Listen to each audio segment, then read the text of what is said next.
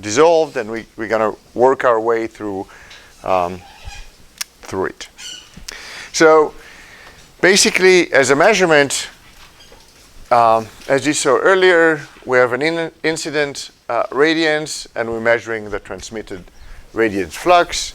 And what we lose along the way, either to absorption or to scattering, is what's get transmitted. So some of you were there yesterday. The first group heard it from me, but we denote absorption as A, you saw scattering as B, and kind of the very complicated equation, algebraic equation that we use is that attenuation is the sum of absorption plus scattering. Okay? These are the two processes that will cause light to go out of the beam. So some people think that because of that we're, a science of kindergarten. But we're a bit more than that. So then you can go through the calculation, just like you did yesterday for absorption. And you end up with attenuation being 1 over the path length, and there's a minus sign there, log of the transmitted light divided by the incident light. Okay, until here, everything is clear? We don't have to go through all the... In other cases for absorption, we said there's no scattering. Exactly, so we went exactly the same. If there's no scattering, absorption and attenuation are exactly the same. Okay. In the absence of scattering. So this is absence of scattering.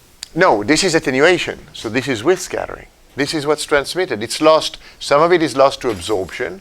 Oh, so now we're combining. Now we're combining, and some of it is lost to absorption. We don't know to which, but light did not make it to our detector. Clear so far?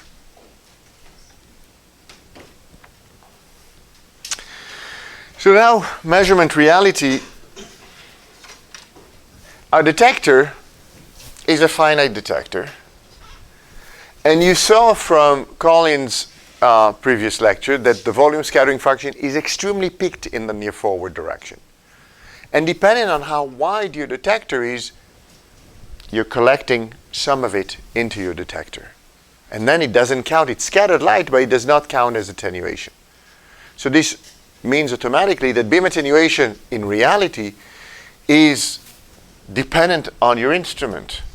So when I compare my beam attenuation to your beam attenuation, if I use the least and you used an AC meter, and the least has a 0.02 acceptance angle, and the AC9 has a 0.93 degrees acceptance angle, which one is going to measure higher attenuation?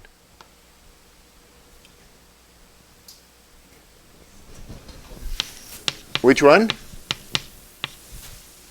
Higher attenuation is less transmitted. Less transmitted. Which one will measure less transmitted? The less. Exactly. Smaller angle, less is going to make it to your detector because the scattered near forward is not collected.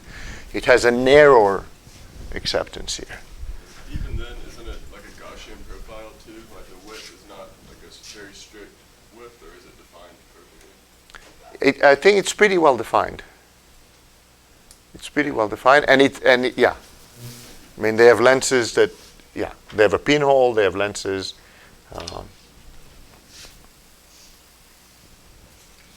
Okay, so this is one thing. Second is typically, we never, oh, sorry, there's some jumping stuff. We never measure, actually I have this to go back and forth, good. We never measure the light going in before it goes in. We might have we might split the beam and measure some portion of it just to make sure it's stable, and the least does that, but it's not exactly the amount that goes in.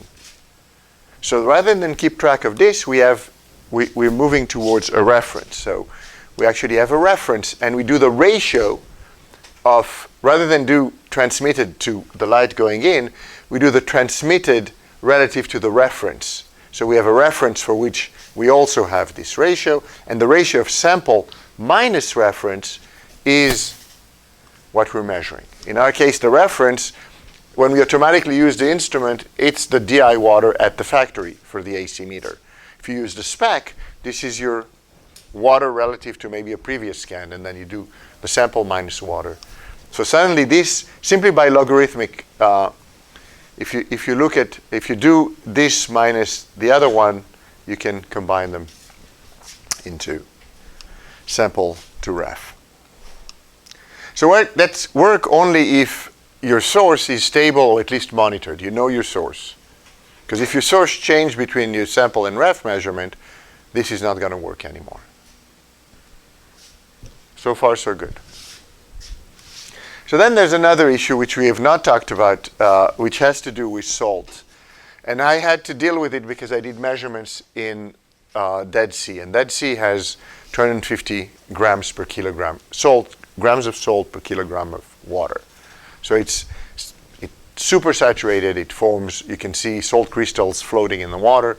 But what happened is that beside the scattering by salts, you're changing the index of refraction between your cuvette and the water.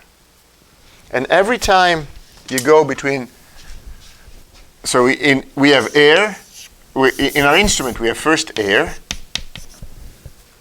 then we have a window, and then we have water. It might be a window, it might be the cuvette. And every time you're transmitting through different indices of refraction, some of the light gets reflected and the rest gets transmitted. Okay?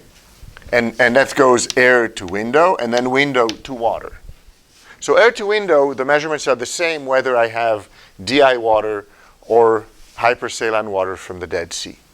But window to water, that's changing as I go between my window and DI water versus window and Dead Sea waters. Which do you think is closer in index of refraction to the window? Which has a high index of refraction? The Dead Sea water or the DI water? Dead Sea water has a higher index of refraction and therefore closer to the window. If your index of refraction is closer to the window, will you reflect more or reflect less? Based on what you saw when we put the stuff in oil, remember? You're going to reflect less. So actually we were doing, how did I get to have to deal with it? I was doing measurements with the list, and I was getting negative attenuations. For the 0.2 micron filtered, for my CDOM I was getting negative attenuation. Why negative? Because more light was getting to my detector behind the other window than it would otherwise, than was passing through with DI water. All because there was less reflection here and less reflection here. So salt can do this effect for you. They're relatively small. When we deal with it with the AC, I never had to deal with the fact that I'm going to ocean waters versus, for a variety of reasons, I'll develop it here. So transmission from glass to window, from two different, glass to water, sorry. So this is how you write it. It has to do with, and this is from Born and Hoffman. It's in the back, or any other. When you go in normal to a surface, the amount transmitted is 4 times the multiplication between the two indices of refraction divided by their sum squared. And so you have to take it into account, really, if you're measuring here, and here it's in terms of intensity instead of the phi, but it's the same thing. I should write here 5, 0. This is my phi t. I have 2 times transmissions to go through, and then I have the attenuation along the path length. Okay, so far? I just had, this term usually we assume is the same, and it goes out in the calibration. But here, my DI water has glass to DI water twice. But my salt water, my Dead Sea water, has twice seawater. Now I'm doing really my ratio of this to this. So if I work the ratio out, transmission is my sample relative to DI water. Now I have this ratio of 2 transmissions that are different. This one is higher than this one. Okay? I just did the ratio, and here I get e to the minus sample plus salt water minus DI water.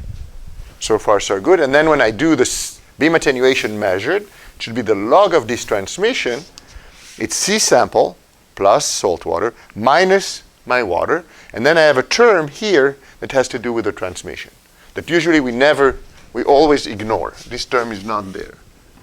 I mean, it's there, but we ignore because we assume it's small. Now, when is this term large? If we have very different indices of refraction between my salt water and my DI water, and if the path length is small, and this is why the list picked it up. The list has a 5 centimeter path length, so that amplified that effect. So the smaller the path length, the worse this issue, the more relative contribution is there to the changes in index of refraction between your window and the. So this is something that you need, that might be something that you need to deal one day with, because you have a 1 centimeter cuvette or a 0.1 centimeter cuvette where you put salt water versus you're putting DI water, and that suddenly can become a big term.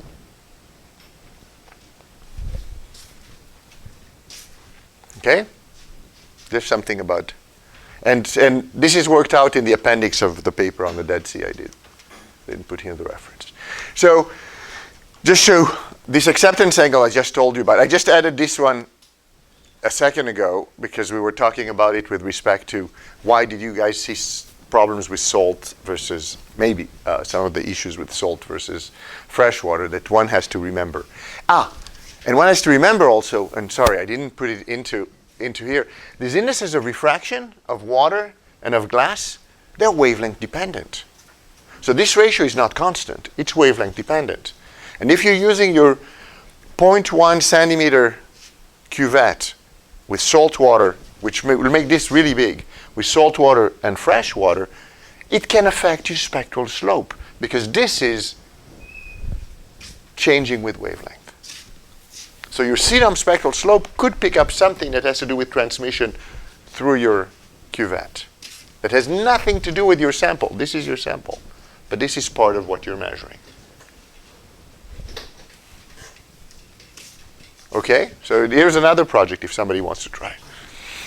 Is to play and see if this term affect at all. Maybe it's completely negligible, and maybe we did well to ignore it until now. So I've added this. I mean, this is an example of how acceptance angles affect you. So we did measurements in Martha's Vineyard. We had a least B, 0.02, a least flock, 0.006, and an AC9. And this is the path length, 2.5 centimeter. This one is 10 centimeter, 0.93. And this is the beam attenuation we've measured. They're varying between 0.5 to 10, but smaller path length. And these are the ratio between them. And you can see that the ratio can vary from, if I do the flock divided by the AC9, it can be the AC9, sorry, divided by the flock, it's going to be 0.5 on average, but it varies with the tide. These are tidal cycle data, so this is going up and down with the tide. So you cannot do a correction. Some people in the literature will tell, oh, you can correct for the acceptance angle. No, you can't because the VSF is time dependent. And in order to do a correction, you have to measure the VSF in those small angles. Yes?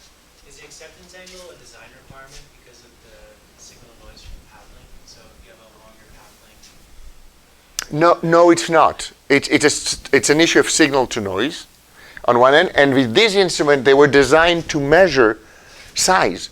So you want to collect the near forward scattering. The smaller you do it, the bigger the particles you can invert out of the measurement. Right. So Yes? there's another thing going in there, is the AC9, 9 wavelengths, so you have to have an incandescent lamp as a source. Yeah. You start with a source that's not collimated, that has an extended area. You can't collimate, there's a limit, well, the more you collimate it, the more light you're going to lose from the source. And so on the AC9, you have to have an acceptance angle that's fairly large because the divergence of your beam to start with is going to be big. And so you don't want to have the situation where you're not accepting all the light you started with. So you have to have an acceptance angle that's bigger than the divergence of the beam you started with. Yeah. You're limited by the divergence of the beam you start with by how much light you need to get from this incandescent lamp. Shit, this is dead. You go to the list uses a laser. You're starting with a really well collimated source, and so you can make a really small. If they had AC9 had a white light laser, then I'm sure they would have designed it with a smaller. They expand the laser beam to get a bigger volume of water, but they can narrow it back down very nicely. There's another, you expand it both to get more volume of water, Yeah. and also there's a rule that says the divergence multiplied by the area is roughly constant. So by expanding the beam size, it also allows, it's another way to get a smaller divergence of the beam. So a beam expander is always make the beam less divergent. So the ratio between these two lists is about 0.9 on average for these data, while AC9 to least flock is about 0.5, and something not that different for the other list. But you can see that it makes a big difference, and it's not a constant. So it changes with size, which is what we'd expect. This is dead. I need to change batteries. Okay. Another issue. You go on a Unal's vessels, or a French vessel or whatever, and there's a transmissometer on the CTD, and they don't necessarily calibrate it. They don't do any of the type of things we tell you. They just have it on and they take measurement every time. And what you'll find is, and you want to analyze data, you want to get something out of it, you can use as reference material, if the instrument was clean and it's not changing a lot as function of time, the cleanest water you've measured on that cruise. Assuming, again, the instrument has not changed physically between. And people have done it. A lot of the paper Gardner's does is using beam attenuation all around the world, measured on Unal's vessels, so academic fleet that goes all over the world with different researcher. He's not on the boat when they take the data. And he has to do something to get a reference. Otherwise, they would be uncomparable. And usually it's water very deep. But it means that the deep water, he doesn't know how much their attenuation is. But you can do it because of how beam attenuation is distributed in the world ocean, and we'll talk about it in a second. The other wrinkle is the sensors we are using here, you don't know it, but they actually measure a signal, you don't know it now, when there's no signal getting to the detector, which is something we call a dark signal. So when there's no signal getting to the detector, you still get a voltage or something coming in. The ACS deals with it. It has this filter wheel that turns around, and every now and then it takes a measurement of dark when there's nothing going to the receiver, so it takes care of that dark. But with other instrument, like a single, and I have one in the lab, we're going to use it, a single wavelength beam transmissometer, you have to know the dark. So the dark comes from the factory, and you want to know if it changed or not. You have to block the beam and see what voltage you're measuring on the receiver, voltage or count or something like this. So it's something that now that you're becoming out of this class as optical oceanographer, I expect every one of you, when you go on a boat and there are optical instruments on the boat, that you'll say, okay, I'll calibrate it, I'll take care of it, I'll check it's dark, just to make sure that things are done correctly. So it's something you can do. And actually, so it ends up that your sample minus reference is really the log of your sample minus dark divided by ref to dark. Okay?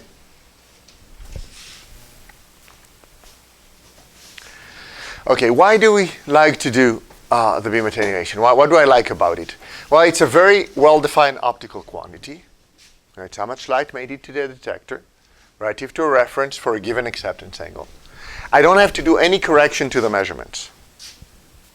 As long as I'm in a single scattering regime, I don't have to correct it with anything else. As you'll see, when we measure absorption on the AC meter, we have to correct for scattering. When we measure volume scattering functions, we have to correct for attenuation along the path, or backscattering. We have to correct for attenuations along the path. Here, my instrument I have, the data comes out, I can immediately use it to provide you good data that's decent. It's all self-contained. It doesn't depend on the polarization state. So I can do it with a laser, I can do it, which is polarized, linearly polarized. I can do it with but I don't have to depolarize the laser to get an attenuation, because the near forward scattered light is not strongly, it's extremely weakly affected by polarization, if at all. And there's a very long history of commercial instruments for this. This is the longest oceanographic instrument, that optical one, that has been deployed. So you have a lot of data to compare to. You can go back in time and see what other people have measured. As long as, again, you're making sure that their instrument had a similar acceptance angle. So what do you think is the typical distribution of a beam attenuation in the water? Let's say you're in the middle of the ocean, you have a beam transmissometer on your rosette, and you go down from top to bottom. How do you expect it to look? Anybody? Exponential decrease from the surface. Why exponential decrease? We would just expect a lot more particles at the surface. But does it have to be exponential? Maybe not. Maybe not. So you expect more particle near the surface. Maybe there's a mixed layer, so they're going to be mixed. Then less particle. Why less particles? Because they're slowly consumed and respired. So which particles are you assuming affect the beam attenuation? Thinking of biologically produced particles. Okay, so you're thinking specifically of phytoplankton. Okay, so if you assume that phytoplanktons are here, affecting my beam attenuation, there's less of them with that. What happens as I go closer to the bottom? Depending on how shallow you are, maybe in 6,000 meter. okay, maybe at the very bottom there's like a little bit of an increase. Why will there be an increase near the bottom? Resuspension, Okay, of what? mineral sediment. Okay, so here I have mineral sediments, mineral, organic particle.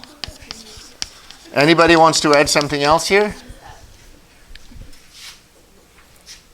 Does this seem reasonable to everybody?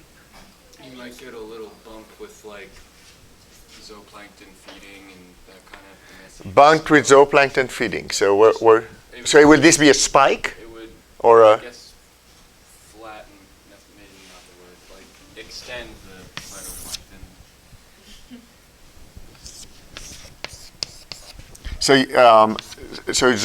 So you think small zooplankton, big zooplanktons? It goes a little further than the mixed layer. Okay, yeah. Okay. So what we're told is maybe it goes like this because there's residual particles from the phytoplankton that are there.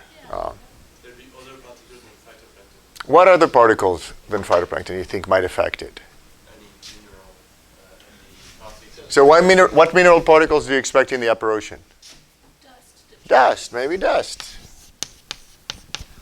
And what do you mean by detritus?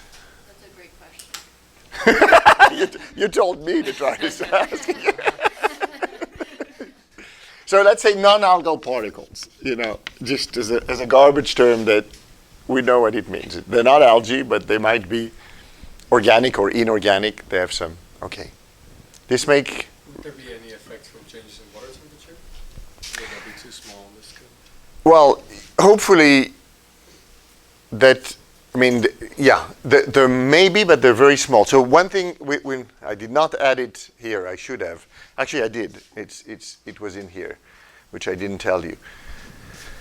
Turbulence forms big change. You have little eddies, order centimeters, which are smaller than your instrument, of water with slightly different indexes of refraction, from temperature, from salinity. They're slightly different, and they will affect the propagation of light between your source and detector.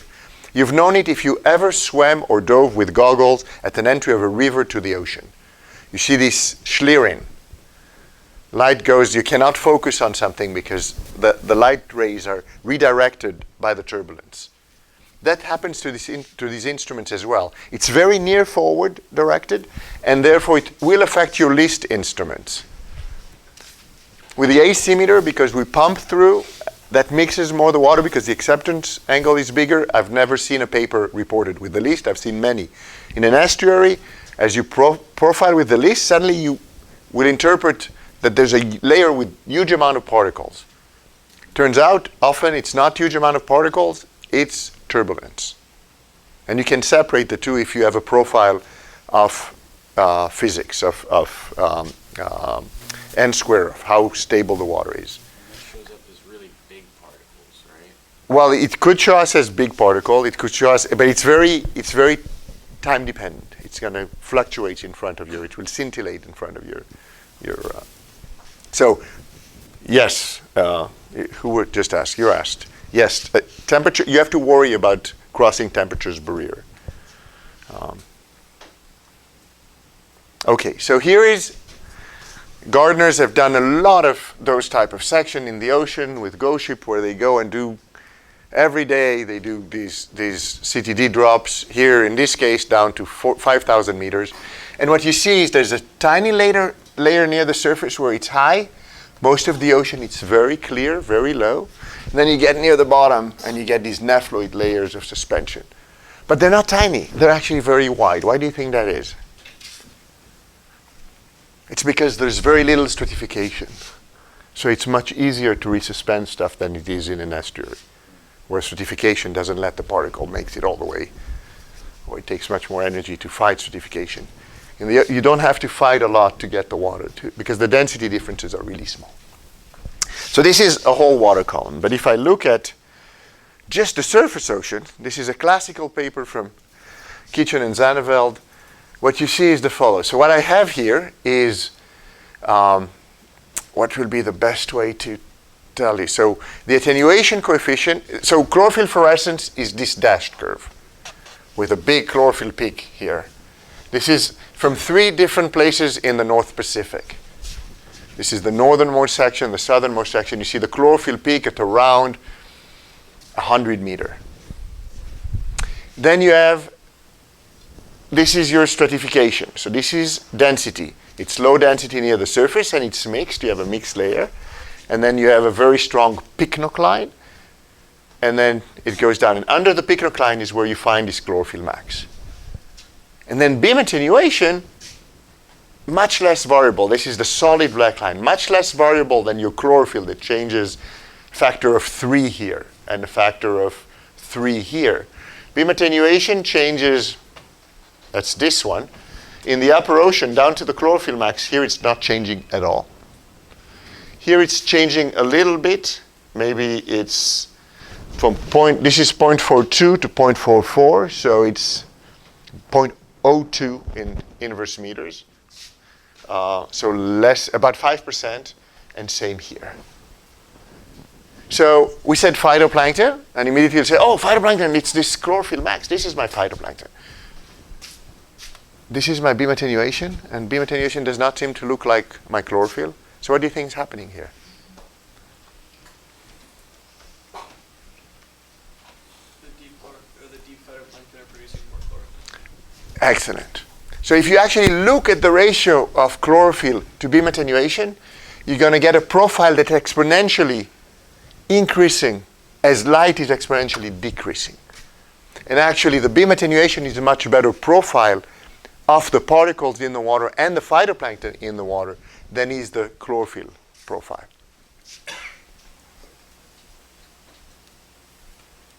Because of photoacclimation, because of the fact that when they're in low light, they will increase the amount of chlorophyll within them. So all of you who have used chlorophyll as the biomass indicator for phytoplankton, think again. It's okay to use it, but you have to be careful about how you interpret it, because there's photoacclimation is a huge process, particularly as you go vertical. And as light changes a lot, orders of magnitude as you go down here. It attenuates exponentially, and they will respond by increasing their intercellular chlorophyll to carbon ratio. So this for me was a great revelation when I came to work with Ron, and we've used it a lot, and to indeed start coming with using scattering as a measure, scattering or attenuation as a measure for phytoplankton biomass. And since then, a lot of people have been doing it as well. So now let's go back to some theoretical aspects of beam attenuation. As all IOPs, it's depending on size and composition. And there's many ways to showcase it. And here I'm going to use output from me calculation. You're going to do me calculation on Friday. But I'd like you to start thinking about it. So this is called the extinction coefficient. the extinction cross section. So Cx is my extinction cross section, and it has units of length squared, just like an area. And you can think of it as equivalent to the amount of attenuation that I'll have for one particle per meter cubed. Because if I take this and multiply by 1 per meter cube, what units do I get? 1 over length, which are the units of a beam attenuation. Okay, so this is my attenuation for a single particle. If this was in meters squared, my cross-section. I modeled it for a phytoplankton-like index of diffraction. You're going to get there. So a low, what we call a relatively low, and this is relative to water. So water is 1.05. Mean my index of diffraction is only 5% higher than my ambient water. I assume no absorption. We'll get there too. And the wavelength is 650 nanometer. So when I look at this cross-section, it's basically as if I had this is size, diameter in micron. I'm moving from 0.1 micron to 100 micron. And I'm asking, how is the beam attenuation increasing per particle? This is the top one. And what you see that as particles get bigger, they attenuate more light. Makes sense. This is a single particle per meter cubed, and I'm just increasing the particle, I'll get more attenuation. And you'll get more scattering, and you'll get more absorption too when you do that. So that's one particle. Now I'm asking the following question. But how does its optical cross-section vary relative to geometric cross-section? So I'm going to divide by its geometric cross-section of that particle. So if I have a bigger particle, I have a bigger geometric cross-section. Small particle, a smaller one. And what you find, and this is called an efficiency factor, this ratio of optical to geometric cross-section. This is the cross-section. And what you'll find is that it increases, and then oscillates, and finally ends up at the number 2. So your attenuation efficiency factor for very large particle is 2. Which means that you're losing twice as much light as you will just from the shadow of the particle.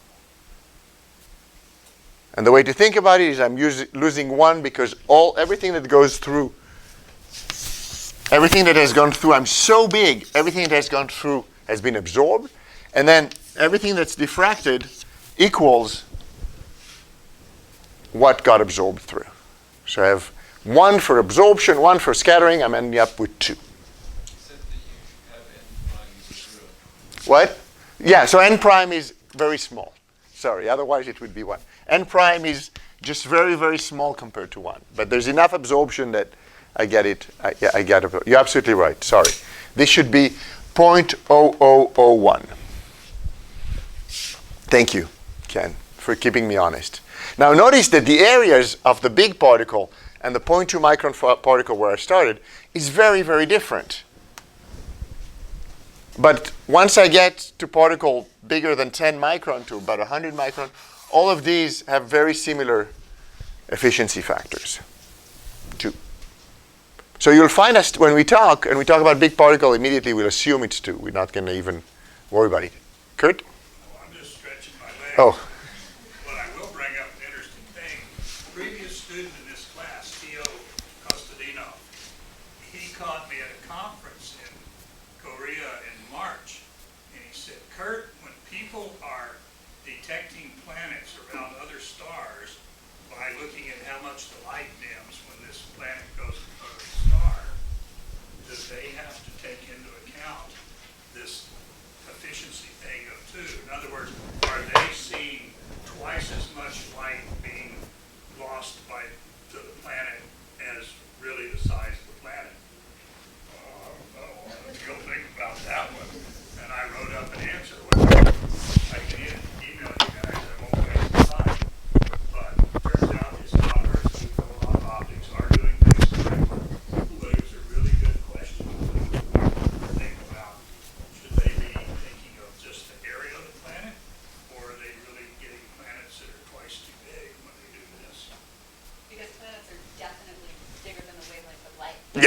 and they absorb. They're definitely in the geometric optics regime, Yeah. but the answer turned out to be not obvious. So then I do something else that I find extremely useful, is rather than do the particle optical cross-section, so how much attenuation I have per geometric cross-section, I divide by the volume. Why would I divide by the volume? Because volume is mass. So, and usually mass is what's conserved, not cross-section area. So when you measure POC, you're measuring mass. When you're measuring chlorophyll, you're measuring as a proxy of mass. When you're measuring total suspended sediment, you're measuring mass. So when I divide by mass, which means that basically I take one big particle and then I break it to many small particles, and then I made it to many more small particles, but it's all divided by the total volume, if you will. What I found is that it's a resonance curve.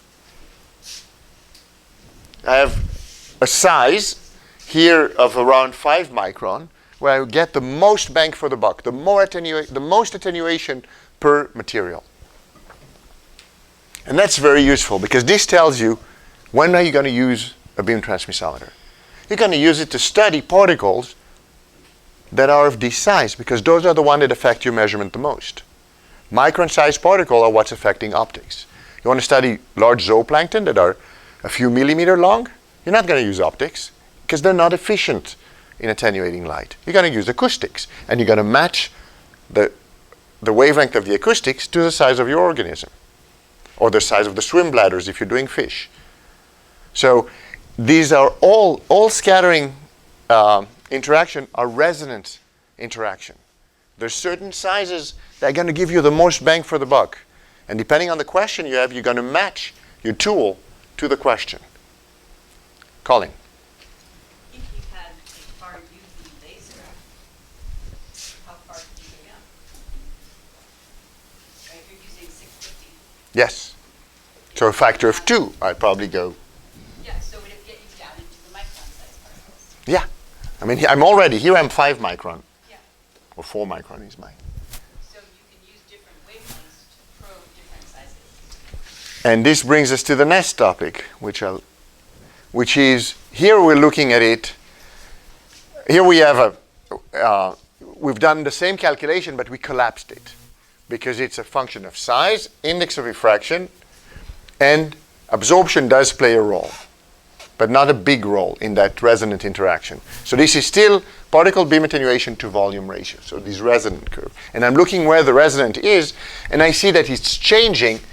If I use one wavelength of 660, it's changing with the index of refraction. I'm more sensitive to small inorganic particles and I'm more sensitive to larger organic particle. Not much, it's a factor of 5 maybe between them.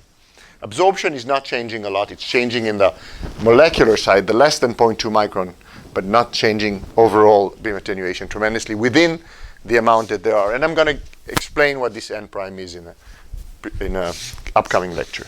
But as we said,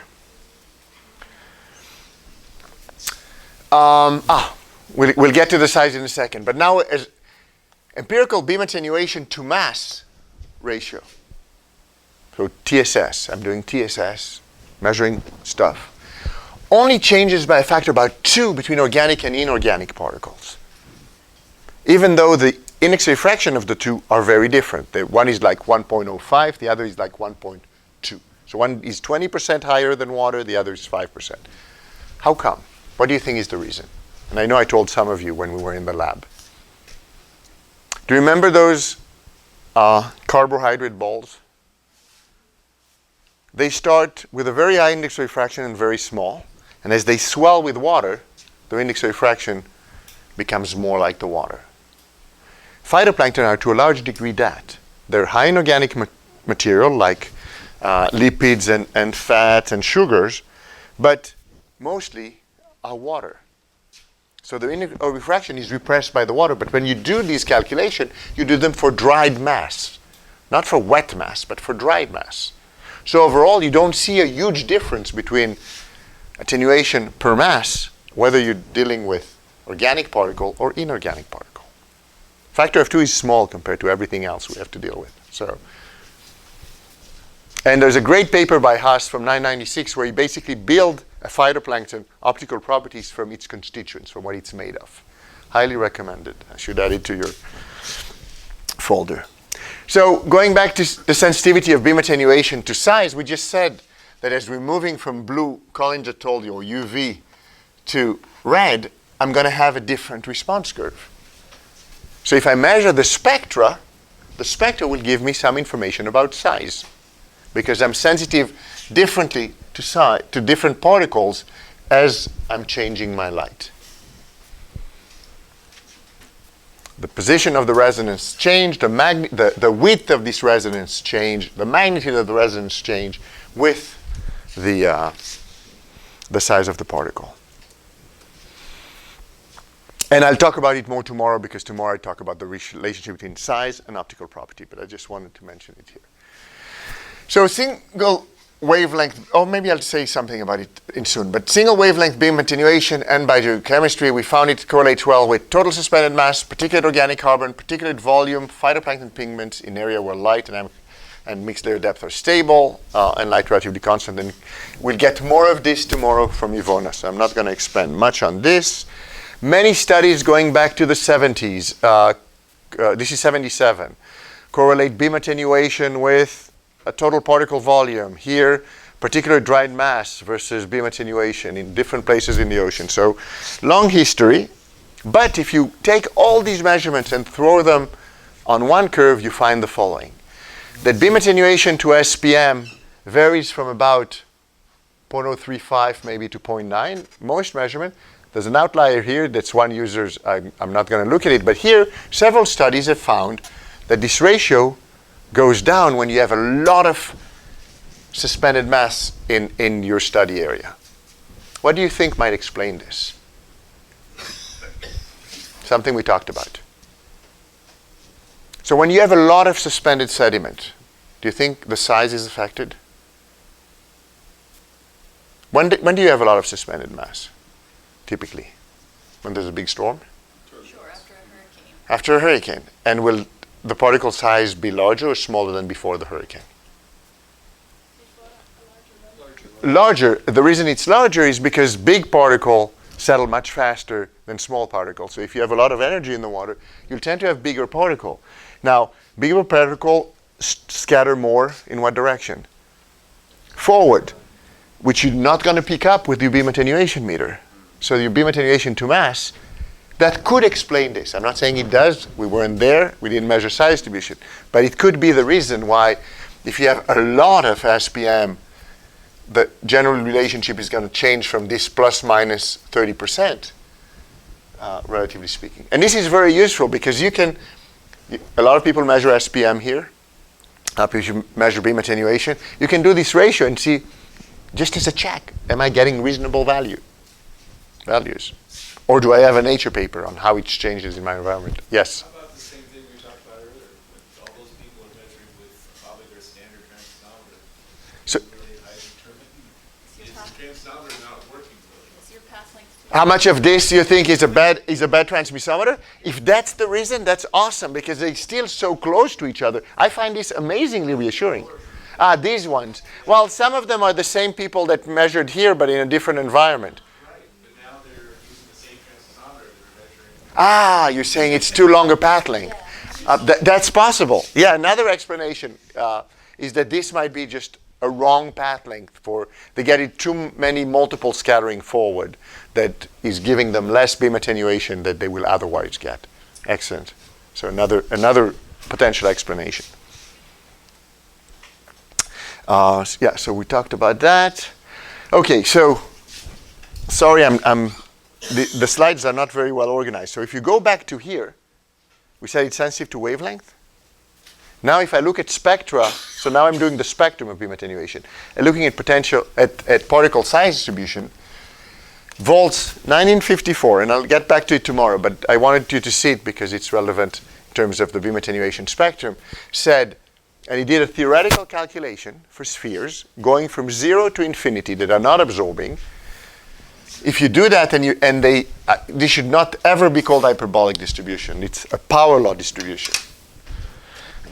If you have a power law distribution, just like the one that Colin showed you, so particles are decreasing as function of size, beam attenuation will have this shape, a power law shape as well. And the two are related to this relationship. But this is true for particles distributed from 0 to infinity, non-absorbing spheres. Okay? So you expect a relationship between these two. This that you can measure with an AC9, and this that in order to measure it's much more difficult. I mean, nowadays we can do it with a list, or we can do it with a Coulter counter if we bring. And indeed, from a study that Colin has been out to sea with, I came and analyzed the data from. These are beam attenuation. This is the spectral slope of beam attenuation. This is the beam attenuation coefficient, simply because I needed a transfer function between this measurement and the measurement that went to a Coulter counter.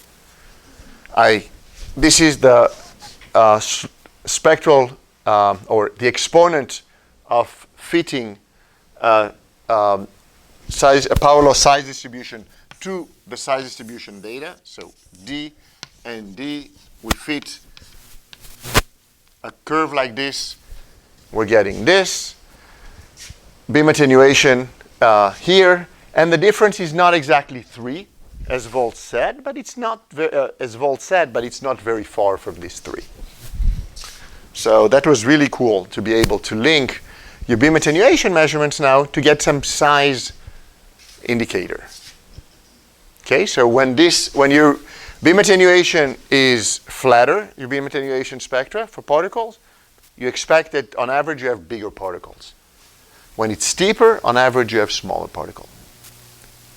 Doesn't mean that you know exactly how big or how small, but you can compare along a track of a boat or something like this. And we'll talk about it more tomorrow. Here, Colin has used that concept with data collected on a mooring. She had AC 9s on mooring. What's happening? Which one of them is dying? What? Is it trying to tell me something? Is this not in? It is in. My computer is dead.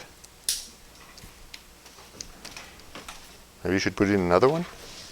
Well, this one is definitely working. So try this one. Okay. Sorry, guys.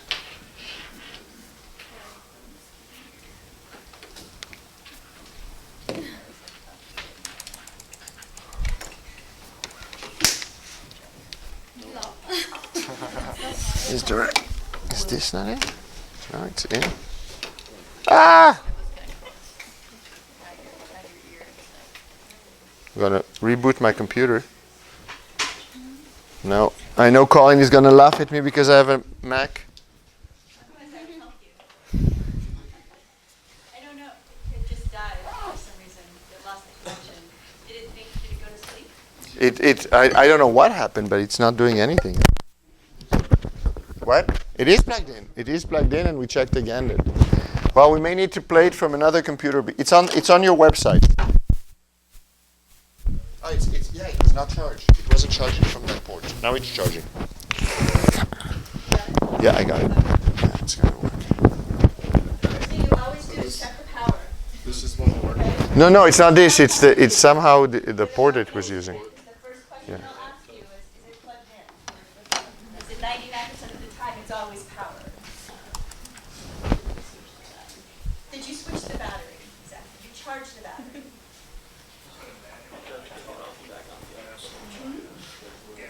Okay, finally. This died on me today. The computer. Hopefully, I hope it's not a sign of. Yeah. So. CP, is that just CP is beam attenuation due to particles. So so when I say CP, good question. When I say CP, this is beam attenuation due to particles, which is the beam attenuation minus CG. which is beam attenuation? Beam attenuation is what we call, so beam attenuation we measure is relative to water. And sometimes we call it total, sometimes we call it CPG, because it's the particulate plus the dissolved. but it's relative to water. And then CG. And then CG is due to dissolved. So C minus CG leave me the particles in. Yeah, it's for Gelbstoff. Gelbstoff. Thank you for asking, Harry. Keep asking. Let's see if we can get back to it. Dude. Low battery. Yeah, you're right. Yeah. MATLAB is going. Everything is going. Open recent. Okay. Looks like it's going to be lunch soon. So I think we may go to lunch and then come back to. Look at all this crap coming up. Now you can really see how messy I am. A VPN. Suddenly I'm in China. My VPN wants to go. Okay, guys. It's noon.